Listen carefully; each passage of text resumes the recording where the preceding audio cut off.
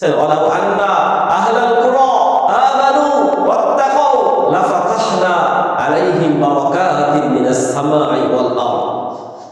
জনপদের লোকেরা যদি ঈমান আনে আর তাকওয়া অবলম্বন করে, আল্লাহ তাআলাকে ভয় করে, তাহলে আল্লাহ রাব্বুল আলামিন আসমান আর জমিনের ভিতরে যত বরকতের দরজা আছে সমস্ত দরজাগুলি খুলে দিবেন। সুবহানাল্লাহ। এদেশের তিনবার প্রধানমন্ত্রী দেশনেত্রী বেগম খালেদা জিয়া অত্যন্ত অসুস্থ, শরীরটা ফুলে গিয়েছে, অনেক শরীরের অনেক অংশ বিকলাঙ্গ হয়ে গেছে, অবশ হয়ে গেছে, অকেজ হয়ে গেছে। আসলে এই নেত্রী আপোষহীন দেশ নেত্রী ছিলেন।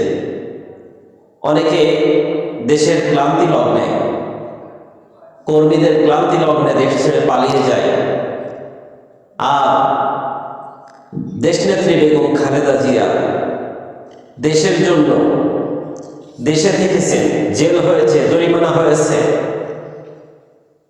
টর্চার হয়েছে, হামলা হয়েছে, নির্যাতন হয়েছে, তারপরেও এ দেশ ছেড়ে কখনো বিদেশের মাটিতে যায় নাই। এ থেকে প্রমাণিত হয় যে আসলে প্রকৃত দেশপ্রেমিক তিনি ছিলেন। তিনি আলেম ওলামাদেরকে সম্মান করতেন, শ্রদ্ধা করতেন, ভালোবাসতেন। তিনি আলেম ওলামাদেরকে কখনো জেলখানায় ভরেন নাই এবং জেলখানায় নিয়ে আলেম ওলামাদেরকে বিনা অপরাধে ফাঁসির কাস্টে ঝোলান নাই। আসলে কষ্ট লেগেছিল একদিন যখন শেখ হাসিনা ক্ষমতায় এসেছিল দীর্ঘ 15-16 বছর আগে। তখন এই আপোষহীন দেশ নেত্রীকে গণভবন থেকে জোর করে বের করে দিয়েছিল। তো সেদিন খুব খারাপ লেগেছিল। তো 14-15 বছর ব্যবধানে আসলে তাকে ঘর থেকে টেনে হিসেবে বের করা লাগে নাই, সে হেলিকপ্টারে করে পালাতে বাধ্য হয়েছে। এটাই আল্লাহ তাআলার বিচার। তাহলে দুই নেত্রীকে আমরা এই দেশের জন্য পালাম, একজনের ফাঁসির জন্য সকলেই মরিয়া হয়ে ছুটে চলছে, সবাই ফাঁসি চায়। আর এমন এক আপোষহীন দেশ নেত্রী বেগম খালেদা জিয়া, তার জন্য মানুষ দোয়া করে, বিভিন্ন মাদ্রাসায়, মসজিদে এই দেশ নেত্রী আপোষহীন বেগম খালেদা জিয়ার জন্য দোয়া করা হচ্ছে। তো তিনি অত্যন্ত ভালো মানুষ ছিলেন, তিনি দেশের জন্য করেছেন, দেশ ছেড়ে পালিয়ে যাননি।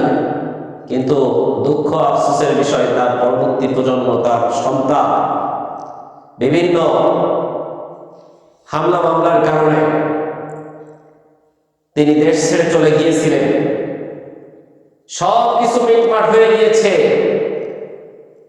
প্রায় 15-16 মাস এই দেশটা আবার নতুন করে স্বাধীন হয়েছে, কোনো মামলা নেই, কোনো কিছু নেই। তারপরেও এই মায়ের অসুস্থতা, মায়ের পাশে সন্তান থাকবে, পুত্রবধূ থাকবে, নাতিপুতারা থাকবে, কিন্তু এই তারেক রহমান তার মায়ের কাছে এখন পর্যন্ত আসতে পারি না। এটা দুঃখের বিষয়। আরে জেল হোক, জরিমানা হোক, যা হোক, মা অসুস্থ, মায়ের খেদমতে পাশে থাকার জন্য চেষ্টা করতে হবে। কিন্তু এটা আসলে বোঝা যাচ্ছে যে তিনি ভালো মানুষ থাকলেও তার যে সন্তান, তিনি কিন্তু দেশের জন্য নায়ক। ইতিমধ্যে তিনি কিন্তু নমিনেশন বাণিজ্য করে ফেলেছেন। এমপি প্রার্থী যাদেরকে নমিনেশন দিয়েছে দল থেকে, তাদের কাছ থেকে শোনা যাচ্ছে হাজার হাজার কোটি টাকা, শত শত কোটি টাকা তিনি নমিনেশন বাণিজ্য করেছে। এটা আসলে এরকম নমিনেশন বাণিজ্য যদি হয়, তাহলে আগামী দেশ কিন্তু ভালোভাবে চলতে পারে না। এই জন্য আমরা সকলেই দোয়া করি, আমাদের এই দেশটা আল্লাহ তাআলা যেন ছোটখাটো জান্নাত করে দেয়। ওমর রাদিয়াল্লাহু তাআলা আনহু যেভাবে দেশকে পরিচালিত করেছিলেন, ওইভাবে যেন আমরা আমাদের এদেশে ন্যায় ইনসাফ ভিত্তিক একজন রাষ্ট্রনায়ক যেন পাই, রাষ্ট্রনায়কের জন্য চেষ্টা করি, এবং সেই রাষ্ট্রনায়ক, রাষ্ট্রপতি, প্রধানমন্ত্রী যেন ওমরের ভূমিকা অবতীর্ণ হয়ে আমাদের এই দেশটা পরিচালনা করেন, আল্লাহর আইন এই দেশে বাস্তবায়ন করেন, যাকাত ভিত্তিক অর্থনীতি কায়েম করেন। আসলে আমরা এগুলো চাই, ন্যায় ও ইনসাফ প্রতিষ্ঠা করে ন্যায় বিচার কায়েম করবে, এটাই আমরা চাই। তাহলে এদেশে শান্তি ফিরে আসবে। আল্লাহর আইনের ভিতরে কোনো ভুল থাকে না, মানুষের তৈরি করা নিয়ম নীতির ভিতরে কিন্তু ভুল থাকে। এই যে আমরা 54টি বছরের ভিতরে দেখেছি এদেশে একটা সংবিধান 17 বার পরিবর্তন হয়েছে, অর্থাৎ এটা মানব রচিত, মানুষের লেখা, কিন্তু এর ভিতরে ভুল ছিল। কিন্তু আল্লাহ তাআলার যে কালাম, আল্লাহ তাআলার যে কোরআন, আল্লাহ তাআলার যে বিধান, এই বিধানের ভিতরে, এই কালামের ভিতরে আল্লাহ তাআলা আইন প্রণয়ন করে দিয়েছেন। কিন্তু 1500 বছর অতিবাহিত হলো এবং কিয়ামত পর্যন্ত কেউ এই কালামের পাক থেকে একটি শব্দ বাদ দিতে পারি নাই, আর পারবেও না। এর দ্বারা বোঝা যায় এদেশ যদি শান্তিময় দেশ করে তুলতে হয়, এদেশ যদি নিরাপত্তা সহিত চালাতে হয়, এদেশে যদি শান্তি ফিরিয়ে আনতে হয়, এদেশ যদি ইনসাফ ভিত্তিক করতে হয়, অবশ্যই নেককার আল্লাহওয়ালা একজন দায়িত্বশীল দরকার। সেরকম দায়িত্বশীল আমরা দেখে, আমরা বেছে আমরা আগামীতে রাষ্ট্র ক্ষমতায় বসাতে চাই, যার দ্বারা এদেশে শান্তি, নিরাপত্তা।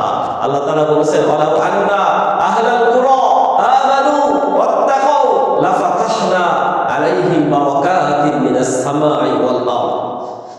জনপদের লোকেরা যদি ঈমান আনে আর তাকওয়া অবলম্বন করে, আল্লাহ তাআলাকে ভয় করে, তাহলে আল্লাহ রাব্বুল আলামিন আসমান আর জমিনের ভিতরে যত বরকতের দরজা আছে সমস্ত দরজাগুলি খুলে দিবেন। সুবহানাল্লাহ।